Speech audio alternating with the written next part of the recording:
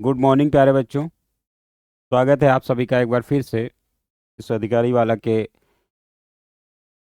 सबसे बेहतरीन online platform पे, जिसमें आज हम आपके लिए एक बार फिर से आधुनिक भारत के इतिहास को लेके आए हैं। और जिसमें हम लोगों ने पार्ट 1 में यूरोपीय कंपनियों के आगमन का जो सिलसिला शुरू हुआ था उसको विधिवत तरीके से समझा था और देखा था कि किस तरह से भारत में विदेशी कंपनियों ने आना शुरू किया, विदेशी लोगों ने आना शुरू किया। और उसी क्रम में हमने उस पूरी व्यूहरचना को भी देखा था जिसमें ये खाका तैयार हुआ था कि किस तरह से पुर्तगीज ही हिंदुस्तान में सबसे पहले आते हैं। ठीक है। तो इस क्रम में आप सब लोगों को पता है कि भारत में सबसे पहले कौन आता है बेटा। ठीक है। हालांकि मैंने चर्चा की थी, एक बार मैं फिर से कर देता हूँ। तो भारत में सबसे पहले कौन आता है तो बेटा आते हैं पुर्तगाली। ठीक है।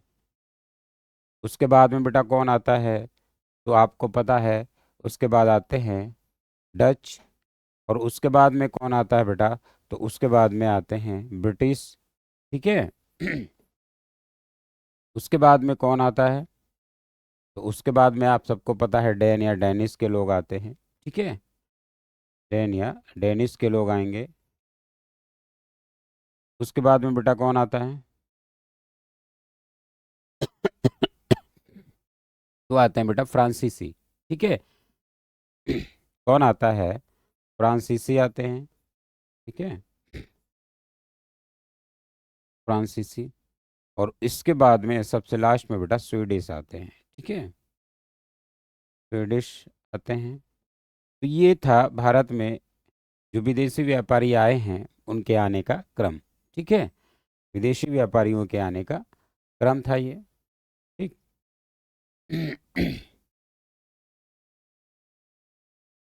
पुर्तगाली और तो ये सामान्य सी बात है बेटा।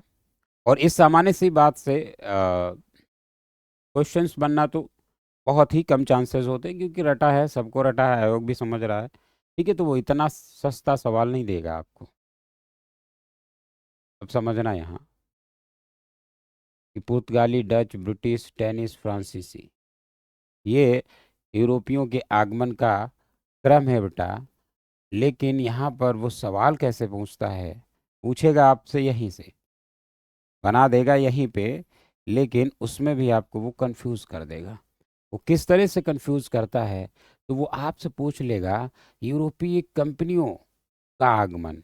आप समझिए, यूरोपियों का आगमन बेटा पुर्तगाली, डच, ब्रिटिश, डेनिश, फ्रांसीसी और स्वीडिश होगा। लेकिन अगर आपसे कह देगा कि यूरोपीय कंपनियों का आगमन का क्रम बताइए तो आप क्या बताएंगे? तो देखो उसमें क्या है बेटा। भारत में यूरोपीय व्यापारी जो आ रहे हैं, जिनमें पुर्तगाली, डच, ब्रिटिश, डेनिश और फ्रांसीसी और स्वीडिश आ रहे हैं, तो इसी क्रम में क्या है, जो कंपनियों के आगमन की हम बात करें तो कंपनियों की बेटा स्थापना में सिर्फ एक चीज बदल जाती है, और वो है डच और ब्रिटिश। ठीक है। बाकी सारा का सारा क्रम वही रहता है। क्यों? क्योंकि डचों की जो कंपनी की स्थापना होती है वो 1602 में होती है, और ब्रिटिश की जो है वो 1600 में होती है।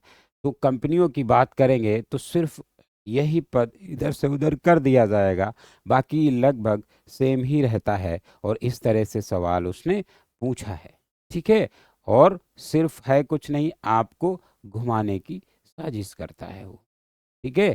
तो यूरोपीय कंपनियों के आगमन का एक बार हम क्रम लिख लेते हैं। तो देखो, यूरोपीय कंपनियों के आगमन का क्रम, यूरोपीय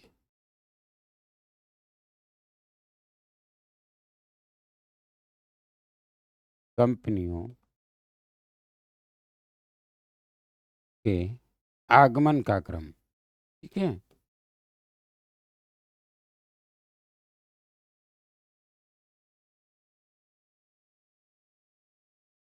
अब समझो। ये क्या था बेटा, तो यूरोपीय यूरोपीय व्यक्तियों के आगमन का क्रम था ये। ठीक है। और ये क्या है बेटा, तो ये है आपका यूरोपीय कंपनियों के आगमन का क्रम। ठीक है, तो इस तरह से आप पकड़िएगा और लाइन कह क्या रही है।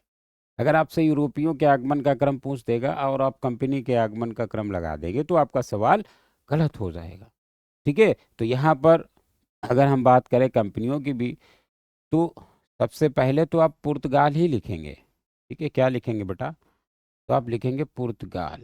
ठीक है, पुर्तगाल की जो कंपनी थी उसकी बेटा स्थापना कब होती है? तो 1498 में ही इसकी स्थापना हो जाती है। ठीक है, की स्थापना हो गई इसकी, पुर्तगाईज कंपनी की। अब अगर थोड़ा समय नाम की बात करो या गवर्नर यहाँ पे कौन आया था, आप जान ही रहे हैं।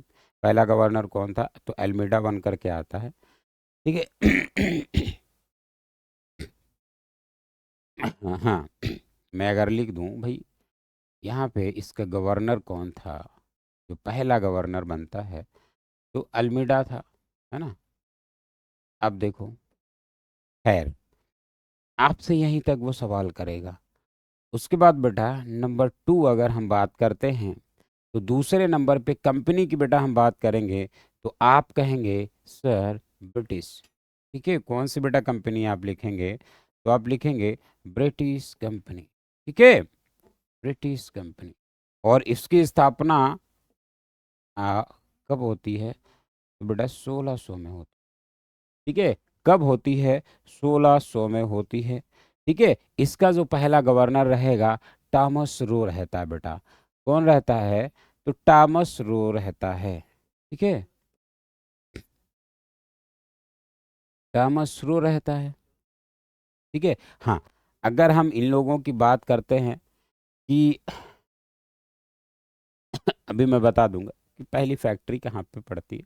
ठीक है, पुर्तगाल ने अपनी पहली फैक्ट्री तो कोचीन में ही डाली थी, कालीकट में डाली थी। अंग्रेजों की पहली फैक्ट्री जो है मसूलीपट्टनम में पड़ती है। ठीक है, मसूलीपट्टनम कहाँ है? आंध्र प्रदेश का एक तटीय एरिया है। ठीक है, ये अस्थाई होती है, स्थाई ये लोग अपनी सूरत में डालेंगे। उसके बाद में देखो बेटा डच कंपनी आती है। ठीक है उसके बाद कौन आता है? तो डच आते हैं। अब देखो बेटा कंपनियों के नाम को याद करने की ज़रूरत नहीं है, जहाँ होगी मैं बता दूंगा। हाँ, east India company, east India company जिसको स्पेशली हमें स्टडी करना है, पढ़ना है। ठीक है, तो उसके बारे में हम लोग पढ़ेंगे यहाँ पर। तो उसका नाम तो सभी को रटा होगा, बाकी कंपनियों का नाम तो ठीक है। और इस तरह की चीज़ें कहने का मतलब यह है, इतिहास में दो चीज़ें आप ध्यान रखिएगा। इतिहास में जो है डेट्स बहुत ज़्यादा होती हैं और बच्चों को ये दिक्कत भी होती है, सर डेट्स डेट्स कैसे याद करें? तो देखो सारी डेट्स आपको नहीं याद करनी है। जहाँ पे आपको याद करना होगा, मैं खुद उसको इस तरह से आपके सामने रिप्रेजेंट करूँगा कि बेटा याद करना ही नहीं पड़ेगा, दिमाग में अपने आप वो चीज़ें समाहित हो जाएंगी और आपको बेहतरीन तरीके से वो समझ में आ जाएंगी और आजीवन आपके दिमाग में बनी भी रहेंगी। तो घबराना बिल्कुल नहीं है। तो अगली कंपनी बेटा कौन सी आती है? डच आती है। तो डच कंपनी की जो स्थापना की हम बात करें तो ये बेटा 1602 में थी। अब इनका जो पहला गवर्नर रहता है विनिर्च चे रहता है। ठीक है, या विनिर्च ओ रहता है बेटा। ठीक है, नहीं याद रखना है इनको, विनिर्च ओ। ठीक इन्होंने भी अपनी, कहाँ? ये सूता नदी में बेटा। ठीक है, सूता नदी में इन्होंने अपनी वो कंपनी डाली थी, नहीं सॉरी, इन्होंने भी मसूलीपट्टनम में ही। ठीक है, उसके बाद देखो बेटा डच हो गया। ठीक है, डच हो गया। उसके बाद डैनिश। ठीक है, कौन आएंगे बेटा?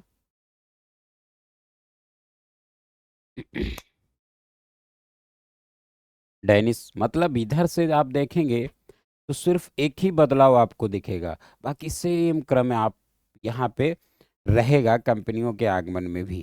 ठीक है बेटा, कौन आ रहे हैं अब आ रहे हैं बेटा डैनिश। डैनिश कंपनी की स्थापना हो रही है। तो डैनिश कंपनी की बेटा स्थापना कब होती है? तो 1616 में होती है। ठीक है, 1616 में होती है। इनके अगर हम गवर्नर की बेटा बात करेंगे, तो इनका गवर्नर पहला कौन बनता है? तो इनका गवर्नर जो पहला बनता है, ठीक है वो बनता है डह स्थान, ठीक है, क्या नाम उसका होता है बेटा? डह स्थान, ठीक है। ये इनका पहला इंपॉर्टेंट नहीं है, ठीक है, याद करने की भी कोई ज़रूरत नहीं है। इसको डहस्त मान भी कहते हैं, ठीक है।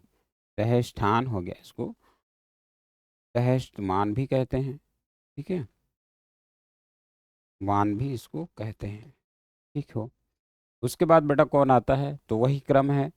अगली कंपनी कौन आएगी? तो फ्रांसीसी आएगी, ठीक है, फ्रांसीसी कंपनी आती है। फ्रांसीसी कंपनी की स्थापना की बात करें तो बेटा 1664 हो जाएगा यहाँ पर, 1664। और इनके फर्स्ट गवर्नर की हम लोग बात करेंगे तो कलवर्ट या मार्टिन आता है इनका पहला गवर्नर, ठीक है, कलवर्ट ऑब्लिक मार्टिन, ठीक है? तो देखो, इस तरह से जो है ब्रिटिश कंपनियों का आगमन और वो सॉरी व्यापारिक कंपनियों का आगमन यूरोप की और व्यापारिक लोगों के आगमन में क्या डिफरेंस है, और यहाँ से सवाल आयोग आपसे पूछ लेता है और आप कंफ्यूज हो जाते हैं। आप क्या कहते हैं कि ब्रिटिश वो पुर्तगाली, डच, ब्रिटिश, स्पेनिश, फ्रांसीसी, स्वीडिश कंपनियों के आगमन में भी आप यूं ही थोड़ी सी लापरवाही कर देते हैं और सवाल गलत हो जाता है। बस देखो कहाँ पे है, तो यूरोपीय लोगों के आने के क्रम में और कंपनियों के आने के क्रम में बस आपको एक सी बात रखनी है याद, कि ब्रिटिश और डच को ऊपर नीचे कर देना है जब हम कंपनियों की बात करेंगे तो, ठीक है। तो इतना आप लोग समझ गए। अब हम लोग बढ़ते हैं आगे ठीक है। तो आगे बेटा हम लोग लास्ट क्लास जो थी वो पढ़ रहे थे आपका हाँ, हम लोगों ने पुर्तगालियों के आगमन का क्रम पढ़ लिया था, ठीक है, कि किस तरह से जो है पुर्तगाली आए थे। और पुर्तगालियों में हम लोगों ने आपका पहला गवर्नर भी पढ़ लिया था, ठीक है, कौन आया था इनका पहला गवर्नर। और उसके बाद हमने शायद उसमें कुछ और चीज़ें बताई थी, ठीक है। तो देख लेते हैं, वहीं से हम लोग शुरू करते हैं, अर्थात पुर्तगालियों के आगमन से ही हम लोग आज की क्लास को भी शुरू करते हैं, ठीक है। तो देखो पुर्तगालियों का आगमन जो हुआ था, तो सबसे पहले बेटा हम सब जानते हैं कौन आता है, तो वास्को डिगामा आता है। 1498 आता है, और किस तरह से भारत में जो है वास्को डिगामा का स्वागत किया जाता है, ठीक है। और उसके बाद जब यहाँ पर गवर्नर आने शुरू हो गए, तो पहला गवर्नर बेटा कौन आया था? तो आप सब जानते हैं पहला गवर्नर कौन आया था। तो आया था आपका अल्मीडा बन करके आता है। फिर बेटा दूसरा गवर्नर कौन आता है? ठीक है, तो अल्बुकर्क आता है। अल्बुकर्क से ही मैं शुरू करता हूँ, तो देखो अल्बुकर्क, ठीक है, पुर्तगाली गवर्नर अल्बुकर्क।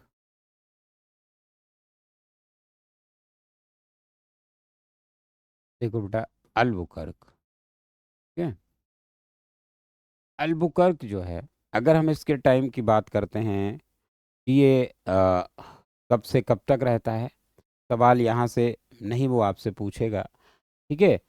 वैसे मैं लिख दूं अगर, तो 1509 में, वो 1505 में बेटा ये आएगा, हाँ 9 में आता है, और 1515 तक ये रुकता है आपका, ठीक है। अगर हम इसकी बात कर लें, 1509 में आता है और 1515 तक ये क्या होता है, ये यहाँ पर रुकता है। अब दूसरी बात, यही व्यक्ति जो है ये भारत में पुर्तगीज सत्ता का वास्तविक संस्थापक कहलाता है, ठीक है, पुर्तगाली सत्ता का वास्तविक संस्थापक। देखो बेटा मैं सत्ता क्यों कह रहा हूँ, क्योंकि इन्होंने यहाँ पर जो काम करना शुरू किया उसमें वो झलक थी, ठीक है। वो अलग बात है कि वो चीज़ें पूरी नहीं हो पाई, लेकिन झलक वही दिख रही थी जो एक शासक की हुआ करती थी। उसी तरह से इन लोगों ने यहाँ पर काम करना शुरू कर दिया था, ठीक है। तो अल्बुकर्क जो था वास्तविक संस्थापक माना जाता है। वास्तविक संस्थापक क्यों माना जाता है? तो उसके कई रीज़न हैं, जैसे बेटा इसने जो है बीजापुर के शासक आदिल यूसुफ शाह से गोवा को जीत लिया था। और वो गोवा को कब जीता था? तो गोवा को इसने जीता था 1510 में। ठीक है, बीजापुर से। ठीक है, बीजापुर से गोवा को 1510 में क्या करता है बेटा? जीत लेता है। ठीक है, जीत लेता है। तो गोवा को जीतने वाला पुर्तगाली गवर्नर भी कौन है बेटा? तो वो है आपका अल्बुकर्क है। ठीक है, गोवा में उस समय शासक कौन था? तो यूसुफ आदिल शाह था। ठीक है, यूसुफ आदिल शाह से इसने जो है गोवा को जीता था। ठीक, तो इसलिए इसकी ये उपलब्धियां थी जिसकी वजह से इसको वास्तविक संस्थापक का नाम भी दिया जाता है। ठीक है। हाँ, दूसरी चीज क्या है, इसने और भी कुछ काम किए। जैसे इसने भारत में जो है जो पुर्तगाली नागरिक थे उन लोगों से इसने कहा कि आप लोग जो है यहाँ पर शादी करो। किससे शादी करो? तो बेटा किससे शादी करो? तो भारत की स्त्रियों से, महिलाओं से आप विवाह करो। ठीक है, तो एक अपने समाज का निर्माण करो। और इसने गोवा को अपनी कल्चरल कैपिटल भी बनाया। ठीक है, गोवा से अपनी कल्चरल कैप्टन भी बनाता है। और जो प्रमुख स्थान थे अंतर्राष्ट्रीय नजरिए से, जैसे आपने सुना होगा मलक्का, ये फारस के पास में एक मंडी थी। ठीक है, तो उस मंडी पे ये 1515 में अधिकार कर लेता है। तो कहने का मतलब, मंडी, जब आप यूरोप अफ्रीका से आएंगे, ठीक है, अरब की तरफ से आएंगे, तो आपको फारस की खाड़ी के पास ही मिलेगा। उसके बाद देखो ये भी एक व्यापारिक अड्डा था बहुत बड़ा। फिर आगे आते ही जैसे ही अरब सागर, हिंद महासागर पे आप पहुंचते हैं, तो यहाँ पर इनका कब्जा था ही। ब्लू वाटर पॉलिसी के माध्यम से ये लोग यहाँ पर काम करते थे। फिर इन्होंने एक और यहाँ पर कानून बनाया हुआ था पुर्तगालियों ने। ठीक है, वो कानून जो था जिसके माध्यम से ये क्या करते थे, तो ये जो है अपना कर टैक्स लिया करते थे, जिसको हम लोग बेटा अभी मैं आपको बताऊंगा, कार्टेज आर्मेडा काफिला उसको कहते हैं। ये एक कानून का नाम था जिसमें यह था कि कोई भी काफिला अगर इनकी क्षेत्र से गुजर रहा है जहाँ पर इन्होंने ब्लू वाटर पॉलिसी लागू की हुई है, तो वहाँ पर क्या होता था, इन लोगों को टैक्स देना होता था पुर्तगालियों को। तो इस तरह से इन्होंने बहुत अच्छी व्यवस्थाएं अपनी कर रखी थी। तो इसी क्रम में अल्बुकर्क की एक कहानी और मैं लिखता हूँ कि 1515 में, ठीक है बेटा, 1515 में इसने मलक्का मंडी पर अधिकार कर लिया। ठीक है, मलक्का मंडी पर अधिकार कर लिया। ठीक,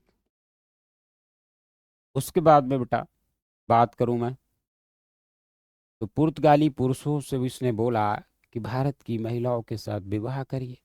ठीक है, पुर्तगाली व्यक्तियों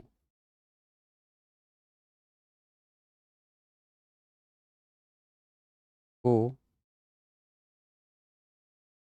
इंडियन स्त्री के साथ विवाह, स्त्रियों से विवाह के लिए इसने बोला। उसके बाद देखो बेटा, एक साउथ का बहुत जबरदस्त राजा है जिसका नाम है कृष्ण देवराय। तो कृष्ण देवराय के साथ इसके संबंध कैसे थे, ये सवाल पूछा जाता है। तो इसके बड़े ही मित्रवत संबंध थे। ठीक है, तो कृष्ण देवराय के साथ, कृष्ण देवराय के साथ बेटा मैत्रीपूर्ण संबंध थे। ठीक है, कैसे संबंध थे? तो मैत्रीपूर्ण संबंध थे इसके। ठीक है, तो इस तरह से जो है अल्बुकर्क के द्वारा जो कार्य किए गए, जिनके आधार पर अल्बुकर्क को क्या कहा जाता है, तो अल्बुकर्क को यहाँ पर पुर्तगाली सत्ता का वास्तविक संस्थापक माना जाता है। ठीक है, एक और चीज है, फारस के पास ही हारमूज है, हारमूज बंदरगाह। ठीक है, और उसी बंदरगाह पे जो है बेटा इसने क्या किया, इस पे भी नियंत्रण स्थापित कर लिया। ठीक है, अर्थात ये बहुत महत्वपूर्ण बंदरगाह हुआ करता था, हारमूज।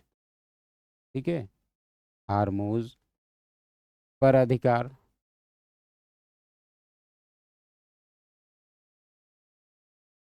तो कहने का मतलब ये है कि पुर्तगालियों ने एशिया में उन सारे विकल्पों पे अधिकार कर लिया था, उन सारे बिंदुओं पे अधिकार कर लिया था जहां से पूरी दुनिया के कोई भी व्यापारी अगर एशिया के साथ व्यापार करना चाहते हैं तो उनको यहाँ से गुजरना ही है और वहाँ आना ही है। ठीक है, और वहाँ आने और वहाँ से गुजरने का मतलब है पुर्तगालियों को टैक्स देना, उनकी अनुमति, उनकी परमिट को लेना। ठीक है, ये चीज़ें हैं। उसके बाद इसी क्रम में हम अगर बात करें तो आगे अल्बुकर्क हो गया बेटा। फिर देखो यहाँ पर एक बार फिर वास्को डिगामा नाम सुनने को आएगा। ठीक है, और तो इतना नोट कर लिया आप लोगों ने। ठीक है बेटा, आगे बढ़ते हैं। पुनः एक बार वास्को डिगामा। ठीक है, वास्को डिगामा। ठीक है, आइए समझते हैं इसको थोड़ा सा। बहुत ज़्यादा चीज़ें इनके यहाँ पे नहीं है, बतानी है आपको। तो ये इनका शासन कार्य जो है वो भी याद रखने की ज़रूरत नहीं है। वैसे 1525। ठीक है,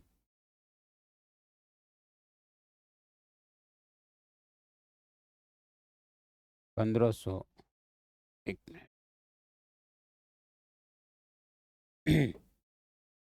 बट 1525 से 29 रहता है। ठीक है, के बाद में इनसे अगर हम बात करें तो कोई ज़्यादा महत्वपूर्ण सवाल इनके वहाँ से हमको नहीं समझना है। ठीक है, क्योंकि इसकी मृत्यु गोवा में ही हो जाती है।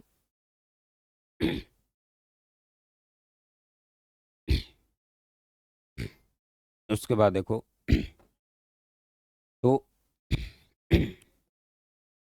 मैं इसकी मृत्यु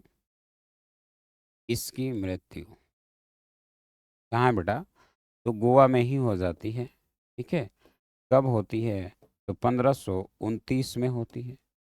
ठीक 1529 में जब इसकी मौत हो जाती है तो गोवा में ही जाहिर सी बात है इसकी कब्र बना दी जाती है। और गोवा में ईसाई संत की भी कब्र है। और वो ईसाई संत बेटा कौन है, तो वो है सेंट जेवियर। मैं यहीं पे अगर बता दूं कि सेंट जेवियर है ना, जेवियर की कब्र कहाँ है, तो गोवा में ही है। ठीक है, और वो इसी के द्वारा बनवाई जाती है। तो ये हो गया छोटी सी बातें इसके विषय में। उसके बाद अब पुर्तगालियों को आगे समझते हैं। तो उसके बाद नूनो दी कुन्हा, इसको क्यों पढ़ना ज़रूरी है, क्योंकि यही आकर के गोवा को कैपिटल के रूप में बदल देता है। पहले क्या होती है बेटा, कैपिटल तो होती है कोचीन। ठीक है, तो इसका नाम क्या है, नूनो दी कुन्हा। ठीक है, नूनो डी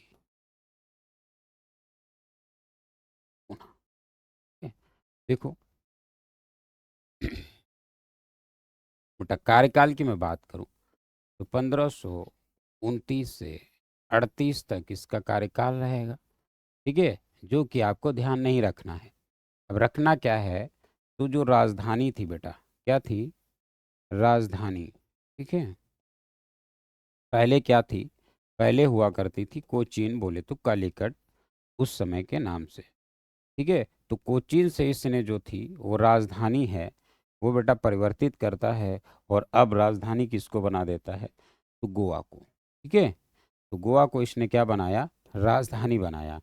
और कब बनाया बेटा, तो ये बनाता है 1530 में। ये तारीख आपको याद रखनी है।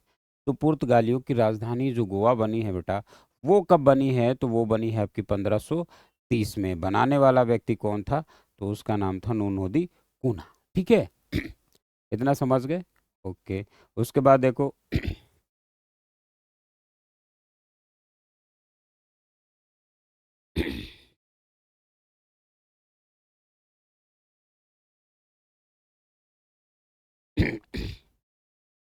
अब एक और ये इम्पोर्टेंट काम करता है। ये जो पुर्तगाली थे अभी तक ये भारत के पश्चिम साइड में ही थे। पूरब जाते थे, व्यापार करके चले आते थे, लेकिन इनका वहाँ ठहरने रुकने की कोई जगह अभी तक ये नहीं बना पाए थे। लेकिन उन्होंने पुनः जो होता है इसने हुगली, हुगली बेटा कहाँ है? वेस्ट बंगाल में है। तो हुगली के पास में पुर्तगाली बस्तियों की स्थापना करता है। ठीक है, तो जो कि बहुत महत्वपूर्ण है, जिसमें ये लोग उपद्रव भी आगे चल के करेंगे और शाहजहां इनको पीट पाट के बाहर करवाता है। ठीक है, ये वहाँ पे लूट खसोट करने लगेंगे हुगली पे एकाधिकार करने के बाद। तो देखो बेटा, भारत के पूर्वी किनारे पर, ठीक है, अर्थात हुगली में, हुगली में पुर्तगाली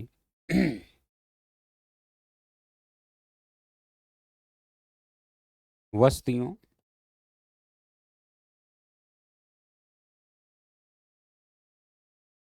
पुर्तगाली वस, वस्ती की स्थापना करता है। ठीक है,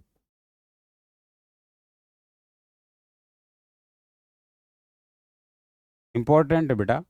हुगली कोलकाता में है, ध्यान रखना। एक और स्थान है हुबली, वो बेटा कर्नाटक में पड़ता है। ठीक है, और दक्षिण पश्चिम रेलवे का वो मुख्यालय भी है। तो हुबली और हुगली में बड़ा कंफ्यूजन हो जाता है, इस चीज़ को आप ध्यान रखना। हुगली कहाँ बेटा? तो हुगली आपकी कहाँ पड़ती है? तो ये है वेस्ट बंगाल में। और हुबली कहाँ बेटा? कर्नाटक में है। ठीक है, उसके बाद अब आपको यहाँ पर पुर्तगीज गवर्नर के बारे में पढ़ने की ज़रूरत नहीं है। अब आइए, पुर्तगालियों के द्वारा हिंदुस्तान को क्या क्या दिया गया है, थोड़ा सा उस पर चर्चा कर लेंगे। जैसा आप सब जान ही रहे हो कि भारत में पहली बार प्रेस, है ना, प्रेस, प्रिंटिंग प्रेस, तो ये बेटा किसकी देन थी? तो प्रिंटिंग प्रेस ठीक है, प्रिंटिंग प्रेस, तो प्रिंटिंग प्रेस जो है इन्हीं की देन है। किसकी देन है? पुर्तगालियों की देन है। ठीक है, पुर्तगालियों की देन। ठीक है, भारत में पहली बार प्रिंटिंग मशीन कहाँ पे बेटा लगाई जाती है? तो गोवा में। ठीक है, गोवा में ये प्रेस खोला गया। उसके बाद में देखो और क्या क्या पुर्तगीज करते हैं वो आपको भली भांति पता है। ये बहुत सारी चीज़ें लेके आए अपने साथ। जैसे तंबाकू सबसे पहले ये लेके आते हैं। ठीक है, अर्थात सबसे पहले भारत में तंबाकू की एंट्री अगर हो रही है तो किस पार्ट में होती है? ये सवाल देखो, आयोग को मैंने बोला ना, उसको समझना होगा आपको। वो ये तो सभी जानते हैं ना, पुर्तगाली तंबाकू लेके आए, जहांगीर ने तंबाकू पे बैन लगाया, सभी पढ़ते हैं। लेकिन वो आपसे ये नहीं पूछेगा, वो प्रश्न को चेंज कर देता है और कहता है कि दक्षिण भारत में तंबाकू का सर्वप्रथम आगमन कब हुआ? अर्थात पुर्तगाली दक्षिण भारत, अरे भाई दक्षिण भारत ही वो आए थे, वहीं से वो आते भी थे। ठीक है, तो यहाँ पर दिमाग को ओवर चलाने की ज़रूरत नहीं है। भाई जब हिंदुस्तान में आया तभी दक्षिण भारत में आया। और हिंदुस्तान में कब आई तंबाकू? तो वही एक ही डेट होगी, 1508 में। ठीक है, तो आप इस चीज़ को समझना, उसके क्वेश्चन पूछने के तरीके को समझना है। ठीक है देखो, तंबाकू की खेती अगर मैं बात करूं, है ना, तंबाकू की खेती दक्षिण भारत में, दक्षिण भारत में 1508 में, 1508 में शुरू कराई। ठीक है, किसने शुरू कराई? तो पुर्तगालियों ने शुरू कराई। ठीक, तो इस तरह से पूछेगा और पूछता है, तो इसमें कंफ्यूज नहीं होना है। ठीक है, उसके बाद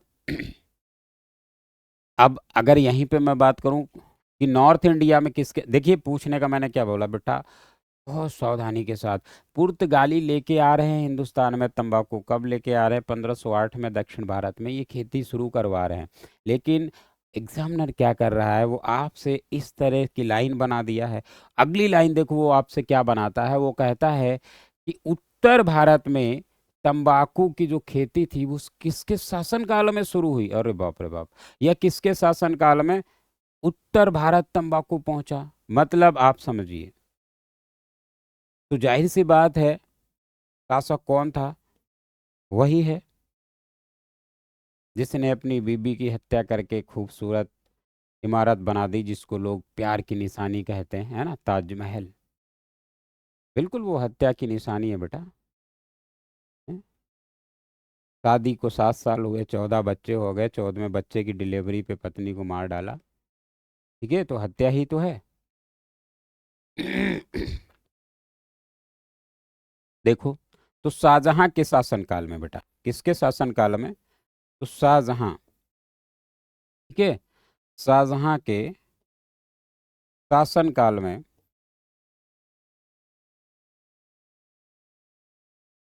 उत्तर भारत में तंबाकू पहुंचा। हम्म।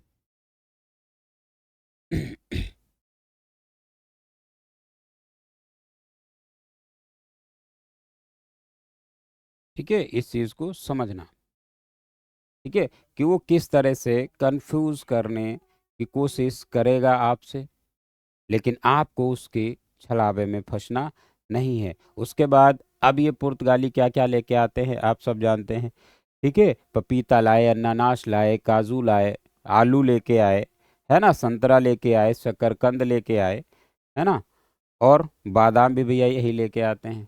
ठीक है, बिल्कुल बिल्कुल, हाँ हाँ, हमारे एक सर हैं जो बहुत खाते हैं। ठीक है, तो देखो, अनानास, काजू, आलू, बेटा मिर्च, मिर्च खाते हो? मिर्च में सबसे ज़्यादा कौन सा विटामिन पाया जाता है, जिसको खाने के बाद सी सी करते हो? तो बेटा लगभग 17% विटामिन सी होता है। ठीक है, तो मिर्च हो गया, अनानास हो गया, काजू हो गया, बादाम हो गया। ठीक है, संतरा हो गया बेटा। ठीक है, भारत में संतरा कहाँ होता है सबसे ज़्यादा? आप जान रहे हो, महाराष्ट्र, नागपुर का संतरा, है ना। तो इतनी जो इम्पोर्टेंट चीज़ें हैं, और भी कुछ चीज़ें लेके आए हैं। ठीक है, वो आप ध्यान करिए और हमको बताइए। जैसे अच्छा, तुम्हारी सबसे प्रिय चीज़ गरीबों का बादाम बोले तो मूंगफली। ठीक है, मूंगफली। जब बच्चा समझदार होता है तो इस गरीबों के बादाम से सबसे पहले रूबरू होता है सबसे ज़्यादा, है ना। क्योंकि मूंगफली में दाना नहीं, हम तुम्हारे नाना नहीं, ऐसे गाने सुनाए जाते हैं उसको, तो समझ जाता है मूंगफली क्या है। ठीक है, और बेटा क्या ले चाहिए? अच्छा, आपको और भी लीची बहुत पसंद है, तो लीची भी लेके यही आए हैं। ठीक है, लीची, लीची सबसे ज़्यादा कहाँ होती है बेटा? बिहार के मुजफ्फरनगर में होती है। ठीक है, हाँ, जीआई टैग है उसको, लीची का। तो इतनी चीज़ें जो इम्पोर्टेंट चीज़ें हैं वो पुर्तगीज हिंदुस्तान में लेके आते हैं। अर्थात बड़े अच्छे आदमी थे, है ना। ये नहीं आते तो हम ये सब नहीं देखने को पाते। ठीक है, लेकिन एक गलत चीज़ लेके आ गए। वो गलत चीज़ क्या थी? तो वो गलत चीज़ थी तंबाकू। हम्म। तंबाकू पे बैन लगाने वाला मुगल बादशाह कौन होता है बेटा? जहांगीर होता है। ये जहांगीर कौन है? ये वही जहांगीर है जिसने अपने हाथ पे राखी बंधवा के रक्षाबंधन त्योहार की शुरुआत कर दी थी। ठीक है, स्वयं अपने हाथ पे इसने राखी बंधवाई थी, है ना। 19 तारीख को रक्षाबंधन है। ठीक है, सभी भाई बहनों को बहुत बहुत बधाई। ठीक है, रक्षाबंधन की।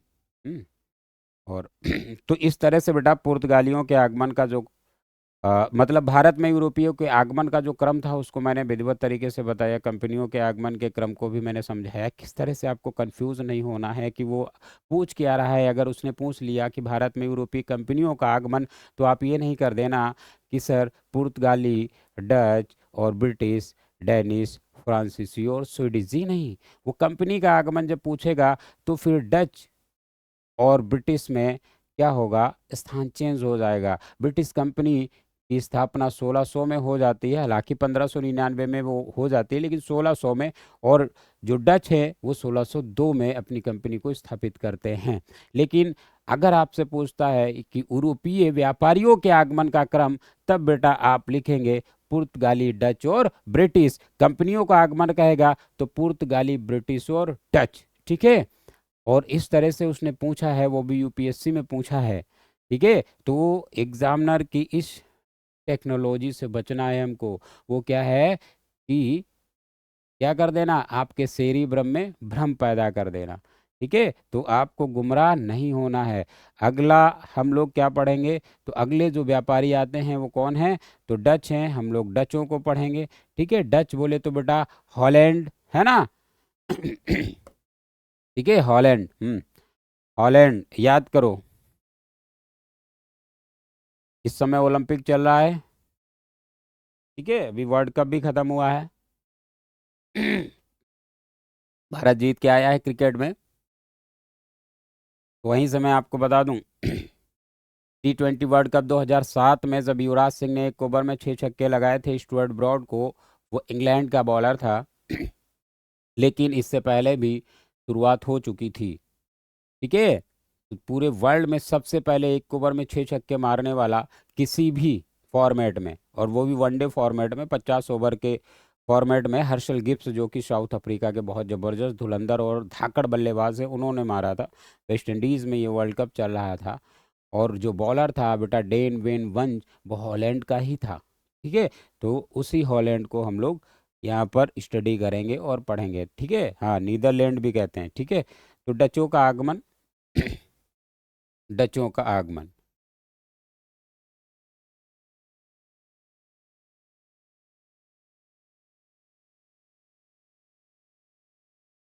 डचों का आगमन, ठीक है। बहुत ज़्यादा इनके विषय में नहीं पढ़ना है,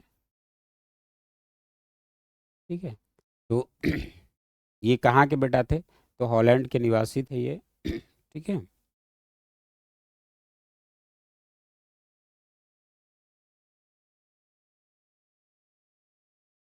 कहाँ के निवासी हैं, हॉलैंड के निवासी हैं, ठीक है। अब इनके आगमन की हम बात करें, तो जैसा कि आप जान ही रहे हैं, पुर्तगालियों के बाद ये आते हैं, ठीक है। और सबसे पहला इनका व्यक्ति जो आता है वो कौन है, तो देखो, ये पूर्वी यूरोप में सबसे पहले तो ये आ जाते हैं 1500, आपका 1905 में, ठीक है। तो वहाँ ये कहाँ पहुँचते हैं, तो बेटा इंडोनेशिया का एक द्वीप है सुमात्रा, तो ये लोग सुमात्रा में सबसे पहले पहुँचते हैं, ठीक है। तो पूर्वी भारत में इंडोनेशिया पहुँचने वाले कौन से व्यक्ति पहले होते हैं, कौन से व्यापारी, तो वो डच ही होते हैं। और कहाँ पहुँचते हैं, तो ये 1595 में जो है सुमात्रा द्वीप पे पहुँचते हैं। और किसके नेतृत्व में ये लोग पहुँचते हैं, तो उस व्यक्ति का नाम था हाउटमैन। मैं क्यों बता रहा हूँ, क्योंकि सुमात्रा जो द्वीप है, जिसको मसाला आइलैंड के नाम से जानते हैं, सवाल यहाँ से भी वो दे देता है, भले ही ये हिंदुस्तान का पार्ट नहीं है, ठीक है। लेकिन वो आपको मैंने क्या बोला, फंसाने के लिए वो यहाँ ना उठा के दूसरा पॉइंट उठा देगा, आप तो यहीं तक सीमित है। तो इसलिए इस बात को हमें नोट डाउन करना है कि 1595 में, ठीक है, हाउटमैन, हाउटमैन के नेतृत्व में, नेतृत्व में सुमात्रा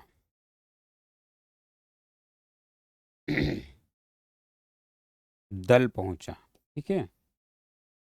दल पहुंचा, सुमात्रा बेटा कहाँ है, इंडोनेशिया में है, ठीक है। इतनी बात हो गई। उसके बाद में इनके विषय में अगर हम लोग देखेंगे, तो फिर इनकी कंपनी की स्थापना कब होती है, वो मैंने आपको बताई 1602 में, ठीक है। कंपनी की स्थापना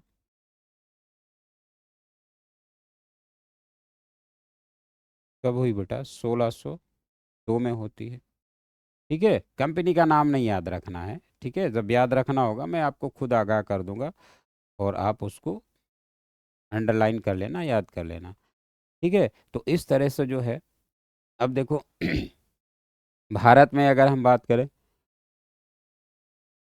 इनका अभियान पहला कब आता है? ये लोग आ तो चुके थे, लेकिन पूरी तैयारी के साथ कि हमको अब यहाँ पर रह कर के व्यापार करना है। तो इनका एक दल आता है, डच नौसेना, ठीक है, देर हैग नाम है जिसका, जिसके नेतृत्व में ये आते हैं।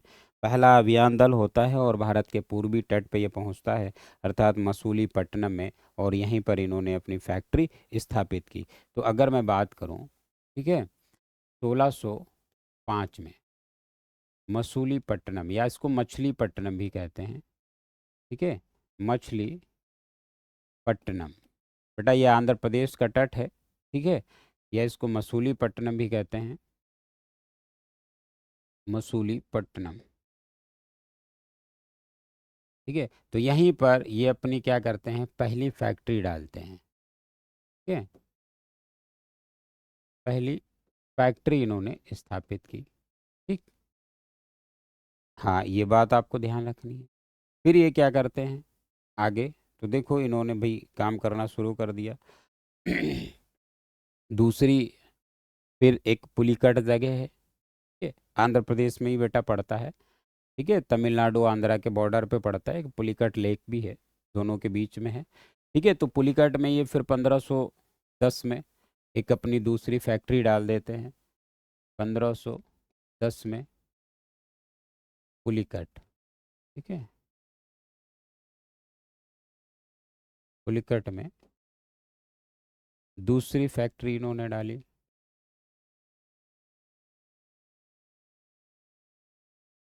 दूसरी फैक्ट्री डाली, ठीक। डाली का मतलब स्थापित किया, ठीक है, खोला। उसके बाद में इनकी अगर हम बात करें तो अब सवाल यहाँ पे समझना कि इन लोगों ने जो है अपना मुख्यालय भी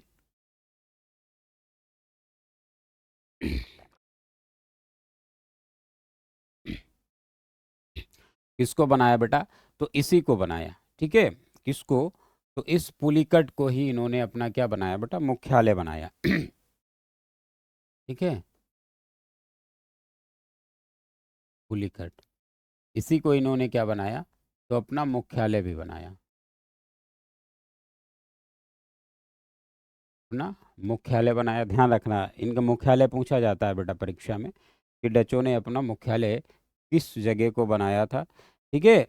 तो बनाया था इनको पुलिकट को। अब देखिए एक बहुत इंपॉर्टेंट सवाल इन लोगों से आता है, इन लोगों ने सोने का सिक्का बनाया भारत में, ठीक है, इन लोगों ने भारत में सोने की मुद्रा बनाना शुरू किया, और इनके द्वारा जो बेटा सोने की मुद्रा बनाई जाती थी उसको क्या कहते थे, ठीक है, तो उसको कहते थे स्वर्ण पैगोडा। और भारत में वो कौन यूरोपीय व्यापारी थे जिन्होंने सोने के सिक्के ढालने का कार्य शुरू किया था, तो वो आपके थे डच, ठीक है। तो देखो सोने के सिक्के, ठीक है, ब्रैकेट में लिख देता हूँ, स्वर्ण पैगोडा, स्वर्ण पैगोडा ढालना शुरू किया, ठीक है, ढालना शुरू किया। ध्यान रखना, ये लाइन बहुत पूछी जाती है। ठीक। उसके बाद में इनका और कोई बहुत ज़्यादा अगर इम्पोर्टेंट हम बात करें तो कोई भारत में इतना ज़्यादा काम नहीं है, ठीक है।